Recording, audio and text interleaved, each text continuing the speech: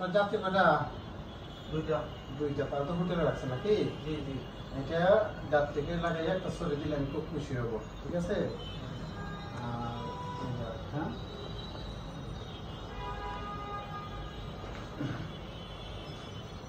এটা কার পাসপোর্ট?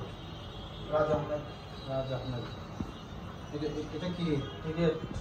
এটা man power. এটা ভিসা। এটা পাসপোর্ট। কয়টার সময় ফ্লাইট? একটাই। এয়ারপোর্টে কয়টার সময় ঢুকতে গো? 9টায়।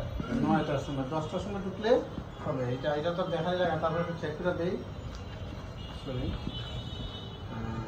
এটা কার পাসপোর্ট? ইমন আহমেদ। এটা কি? এটা হলো আপনার টিকিট। এটা ম্যান পাওয়ার।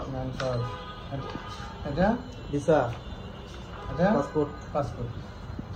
এই হচ্ছে আপনার দুটো পাসপোর্ট। ওকে, এটা হচ্ছে এখানে স্টাম্প, ঠিক আছে? এগুলো তো আগে পড়ছো, এখানে স্টাম্প লিখে আছে কেন? আমি আপনার যাত্রীদের যেটা বলবেন, ওইখানে যাওয়ার পরে বাবার বাড়িতে বা আমরা বাংলাদেশে যেভাবে থাকছে ওইভাবে টাকা নাও থাকতে পারে, ঠিক আছে? খাওয়া দাওয়ার কোনো অসুবিধা হইলে যেন আপনারা শুনে, ফ্যামিলির যাতে না শুনে, আপনি শুনাইবেন আমাকে।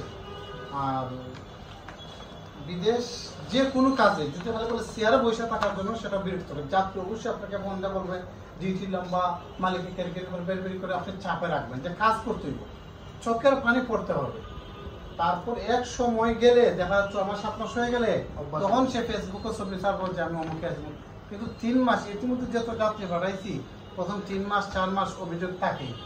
যদি কোম্পানি বেতন না দেয় এটা দায়ভার আমি নেব। যদি মনে হয় আমার বৈধতা না পায়, আইডি কার্ড না পায়, সেটা দায়ভার আমি নেব। এবং আমার যে ভিডিও হচ্ছে এখানে, ঠিক আছে? এই হচ্ছে 2টা স্টাম্প। এখন কালকে 10টার সময় এয়ারপোর্ট ঢুকবো, 1টার সময় ফ্লাইট। মেন বোর্ডিং পাস পাওয়ার পরে তারপর আমার